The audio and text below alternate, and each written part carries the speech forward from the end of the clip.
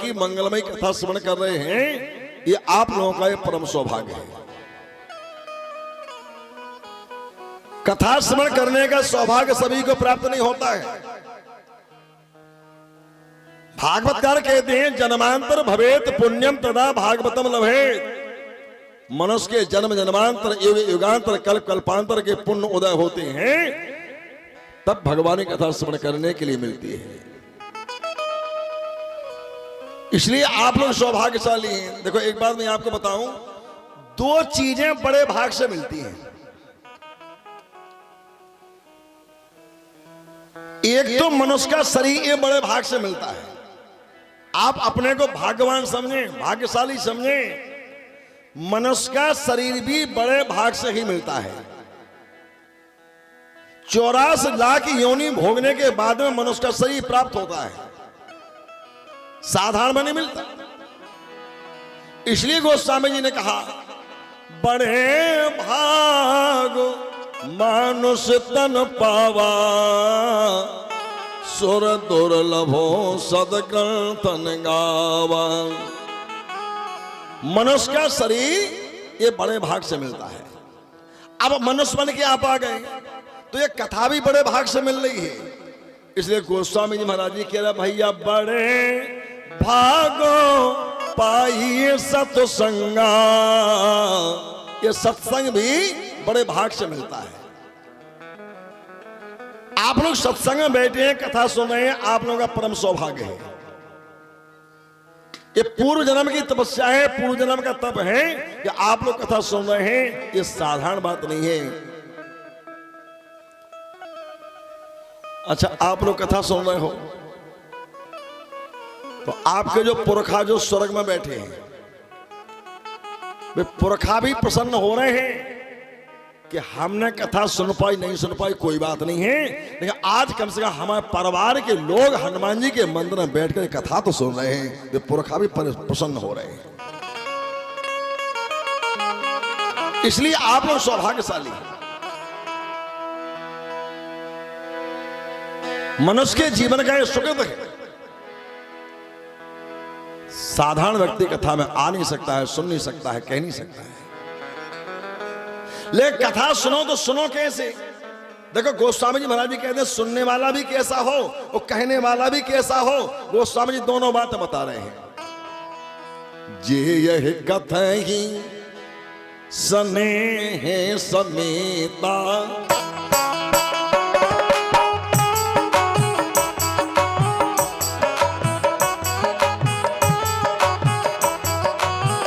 जे यह कथा ही स्नेह समेता, स्नेह समेता हाँ स्नेह कहा है सुने है। कहने वाला और सुनने वाला कहा है सुने है समझे सचेता, कहा है सुने है समझे सचेता, कहा है कहा है कहा है। गोस्वामी जी महाराज जी कहते हैं जे कथई स्नेह समेता, कहा है सुन है समझ सचेता। मैंने भगवान की कथा को सचेत होके सुनो, अचेत होके ना सुनो। भाई कथा में तुम बैठे हो तो कथा तुम में बैठ रही कि नहीं बैठ रही? कथा में तो तुम बैठे तो कथा तुम में बैठ रही कि नहीं बैठ रही? आप लोग घर के काम काज छोड़ करके, गृहस्थ छोड़ करके आप कथा सुनने के लिए आए तो कथा आप में बैठ रही है नहीं बैठ रही है। मतलब जहां आपका शरीर हो वहीं आपका मन होना चाहिए।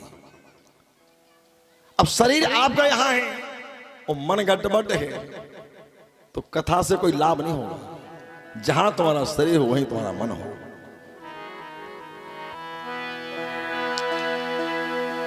आज धर्म प्रेमंदो श्री सूर्य जी महाराज जी शौनकादिशों ने प्रश्न किया, महाप्रभु भागवत के महत्व को हम जानना चाहते हैं। भागवत का महत्व क्या है? सूत जी महाराज जी ने शौनकादिशियों को भागवत का महत्व बताया। गोकर्ण धुंधकारी कथा सुनाई। धुंधकारी जैसे महाप्रेत का उद्धार हुआ तो केवल भागवत से हुआ। सात दिन की कथा गोकर्ण ने धुंधकारी कथा सुनाई तो 7वें दिन बाद विमान आया और विमान में बैठ करके धुंधकारी मोक्ष के लिए प्राप्त हुआ, जिसको संसार में आना जाना नहीं पड़ा। अनेक अनेक आप भगवान श्री सुखदेव जी महाराज जी राजा परीक्षित को कथाएं सुना रहे हैं। और बैठे कहाँ है? गंगा के तट पर बैठे हैं। और जहां पर गंगा भक्ति की धारा है, गंगा है भक्ति की धारा, यमुना है कर्म की धारा, और सरस्वती जी है ज्ञान की धारा। इसलिए तो भरत जी से कहा था कि भरत जी तात भरत तुम सब विधि साधु। और सब विधि का मतलब क्या है? प्रयागराज ने भरत जी से कहा कि भरत जी तुम एक विधि से साधु नहीं हो। भरत जी तात भरत तुम सब विधि साधो। एक विधि से नहीं, सब विधि से। क्यों कहा सब विधि से?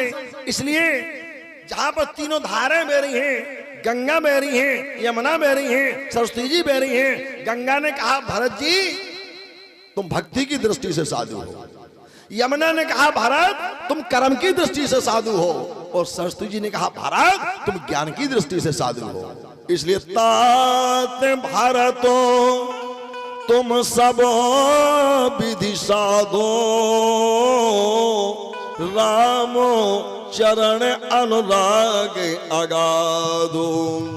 एक बात बताना आप लोग, जहां पर गंगा प्रवाहित होती हो, जहां पर गंगा जी प्रवाहित हो रही हैं, आप उसको तीर्थ कह सकते हैं। जहां यमुना प्रवाहित हो रही हैं, आप उसको तीर्थ कह सकते हैं। आहा, लेकिन जहां गंगा यमुना सरस्वती तीनों का संगम हो गया हो, वो तीर्थ नहीं है, बल्कि तीर्थराज प्रयाग बन जाता है। गंगा यमुना सरस्वती तीनों का संगम हो जाए, वो तीर्थ नहीं है, वो तीर्थराज प्रयाग बन जाता है। आज भागवतकार सुखदेव जी व्यासपीठ पर बैठे हैं, गंगा का सुरम्भ किनारा है।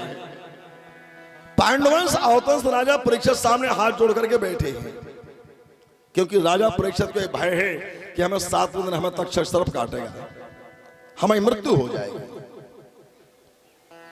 इसलिए मोक्ष की प्राप्ति के लिए राजा परीक्षित ने 7 दिन तक श्रीमद् भागवत को सुना, हमारा मोक्ष हो जाए। राजा परीक्षित प्रश्न कर रहे हैं, सुखदेव जी समाधान कर रहे हैं, और अनेक अनेक प्रश्नों को किया। प्रेम से बोलो भक्तवत्सल भगवान की जय हो।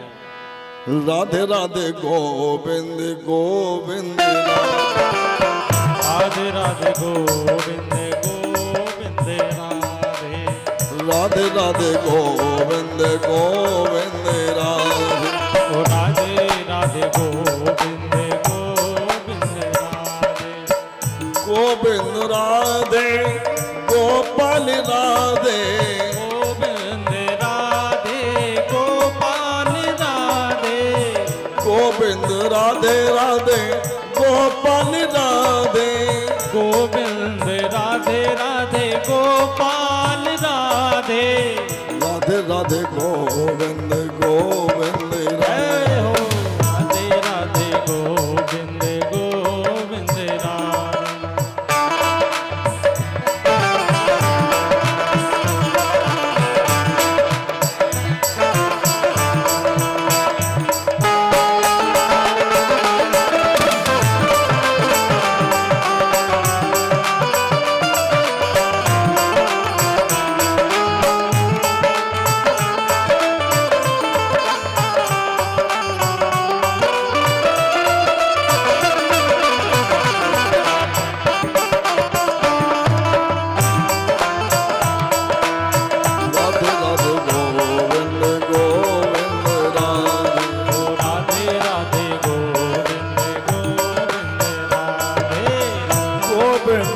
राधे।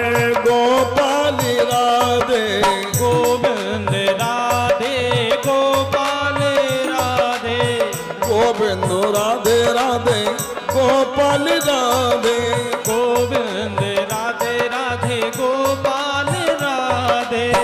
राधे राधे गोविंद गोविंद राधे।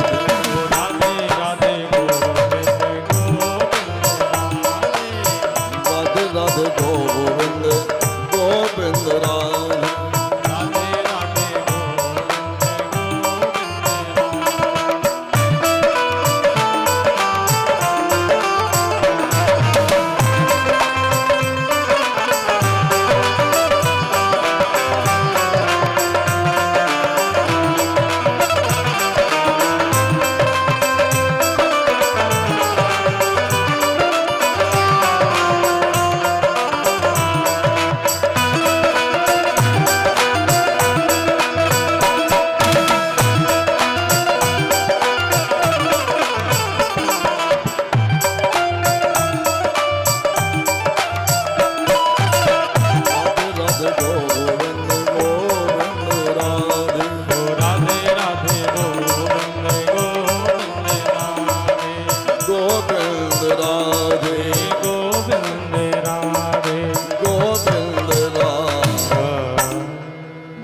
वत्सल भगवान की जय।